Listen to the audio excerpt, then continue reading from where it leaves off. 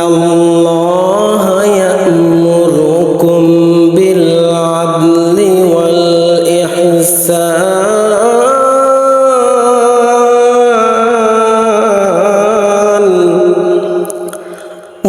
ইহসানি ওয়া ইতা'i যিল কুরবা ওয়া ইয়ানহা আনিল ফাহশা'i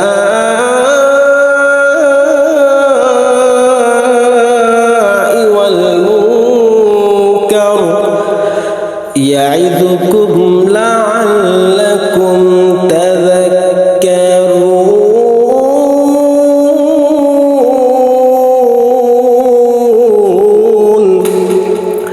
এই আয়াতের ভিতরে আল্লাহ পাক রব্বুল আলামিন বান্দাদেরকে তিনটা বিষয়ের আদেশ করেছেন আর তিনটা বিষয়ের নিষেধ করেছেন। এর মধ্যে হতে আজকে আপনাদের সম্মুখে আমি একটি বিষয় সম্পর্কে আলোচনা করব। এক নাম্বার বিষয় হলো আল্লাহ পাক রব্বুল আলামিন বলেন, ইন্নাল্লাহা ইয়া'মুরুকুম বিল আদলি ওয়াল ইহসান। ও দুনিয়ার বান্দা বান্দি, তোমরা ন্যায়পরায়ণ হয়ে যাও, তোমরা ইনসাফওয়ালা হয়ে যাও। কোনো সময় তোমরা কোনোদিন কোনো বান্দা বান্দির প্রতি জুলুম করবা না, অত্যাচার করবা না। রাসূল সাল্লাল্লাহু আলাইহি ওয়াসাল্লাম বলেন, আয-যুলমু যুলমাতুন ইয়াওমাল কিয়ামাহ। জুলুমটা কিয়ামতের দিন অন্ধকার হয়ে যাবে। যে সমস্ত বান্দা বান্দি অন্য কোনো বান্দা বান্দির উপরে জুলুম করবে, হাসরের ময়দানে তার সম্মুখে একটা অন্ধকার আচ্ছন্ন হয়ে যাবে। ফুলসিরাতের পুল যে সে পার হবে, সে রাস্তা সে খুঁজে পাবে না, নাউজুবিল্লাহ। আর যে সমস্ত বান্দা বান্দিরা ন্যায়পরায়ণ হয়ে যাবে, কোনো বান্দা বান্দির উপরে জুলুম করবে না, আল্লাহ পাক রব্বুল আলামিন তার চোখের ভিতরে এমন একটা আলো দিয়া দিবেন, যে আলোর কারণে ওই বান্দা ফুলসিরাতের পুল বিদ্যুতের নেই পার হয়ে যাবেন। সুবহানাল্লাহ। আপনার আমার নবী বিশ্বনবী হযরত মুহাম্মদুর রাসূলুল্লাহ, তিনি ছিলেন শিশুকাল থেকে ইনসাফওয়ালা, ন্যায় বিচারক। তিনার মতো বিচারক আসমান জমিনের ভিতরে কেউ ছিল না। আপনার আমার নবী বিশ্বনবী হযরত মুহাম্মদুর রাসূলুল্লাহ শিশুকালে যখন দুধ পান করেন, দুটা স্তনের দুধ হইতে একটা স্তনের দুধ পান করতেন। রাসূল আরবি সাল্লাল্লাহু আলাইহি ওয়াসাল্লামের মা হযরতে হালিমাতুস সাদিয়া রাদিয়াল্লাহু তাআলা আনহা বলে, ও বাবা মুহাম্মদ, একটা কথা তুমি আমাকে বলো তো, তুমি যখন ছোট্ট সময় আমার দুধ পান করতে, তুমি শুধুমাত্র ডান পাশের দুধটা পান করতে, কিন্তু কোনোদিন আমি দেখি নাই তুমি আমার বাম পাশের দুধটুকিও পান করেছো। বাম পাশের দুধটুকি, ও মুহাম্মদ, আমি কোনোদিন দেখি নাই তুমি আমার বাম পাশের দুধ পান করেছো। ও বেটা মুহাম্মদ, কিসের জন্য তুমি এই কাজটা করেছো? আল্লাহ রাসূল সাল্লাল্লাহু আলাইহি ওয়াসাল্লাম বলেন, মা, আল্লাহ তাআলা আমাকে ইনসাফের নবী বানাইয়া এই পৃথিবীর মধ্যে পাঠাইছেন। আমি হইলাম ইনসাফের নবী, দয়ার নবী, মায়ের নবী, আকে নামদার নবী হযরত মুহাম্মদুর রাসূলুল্লাহ সাল্লাল্লাহু আলাইহি ওয়াসাল্লাম। আপনি যখন আপনার বাড়িতে আমাকে নিয়ে গেলেন, আপনার স্তনের ভিতরে কোনো প্রকারের দুধ ছিল না মা।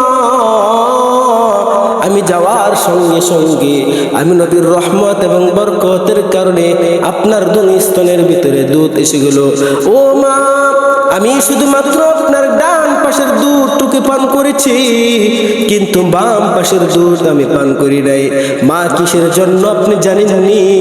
আমার একজন ভাই আছে আব্দুল্লাহ, আমি যদি আপনার বাম পাশের দুধটুকু পান করে ফেলি, বেইনসাফি হয়ে যাবে। আমি কোনোদিন আমার ভাইয়ের সাথে বেইনসাফি করতে পারি না। শিশুকাল থেকে নবী ছিলেন ইনসাফের নবী, নবী আরবি সাল্লাল্লাহু আলাইহি ওয়াসাল্লাম ব্যক্তিগত জীবনেও কোনোদিন বেইনসাফি করে নাই। উহুদের ময়দানে কাতার সোজা করার জন্য নবী সাহাবে কেরামদেরকে আদেশ করলেন, ও সাহাবে কেরাম, প্রত্যেকের জায়গা থেকে তোমরা কাতারগুলা সোজা করে ফেলো। আল্লাহ রাসূলের হাতের ভিতরে একটা লাঠি ছিল, লাঠি দিয়া সাহাবী কেরামের শরীরের ভিতরে গুতা দিয়া দিয়া কাতারগুলা সোজা করতেছে। হঠাৎ করে সাহাবী উল্টা পাল্টা হইয়া দাঁড়াইছে। যুদ্ধের একশের কারণে এসকে উঠে গেছে শরীরের ভিতরে, যুদ্ধের ময়দানে তারা শহীদ হয়ে যাবে, সেই জন্য দৌড় দিয়া সামনে চলে আসছে।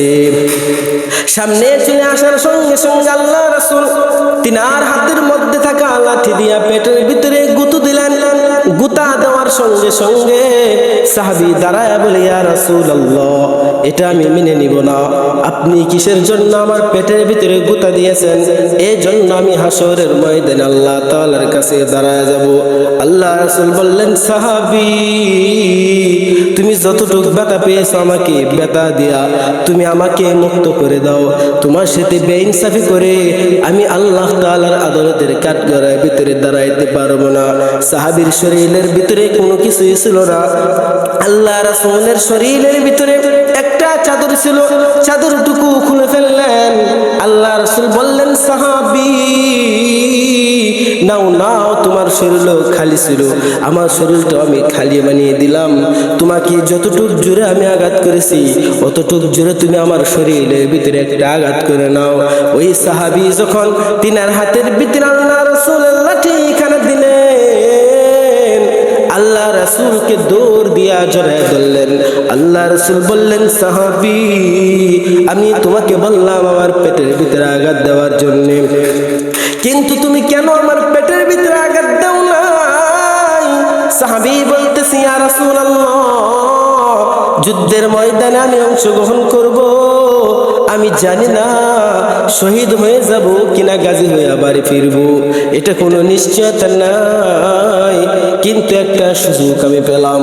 আজকে যদি আপনার শরীরের সাথে আমার শরীরটা মেলায়া যায়, যে শরীর আমার যে শরীরটা আল্লাহ রাসূলের শরীরের সাথে মিশে যাবে, পুরো শরীর যদি আমার জাহান্নামে চলে যায়, আমার যে অংশটুকু আপনার সাথে মিশেছে, আমি আশা করি, আল্লাহর কসম খেয়ে বলি, আল্লাহ তাআলা কোনোদিন আমার এই শরীরকে জাহান্নামের আগুন দিয়ে জ্বালাবে না।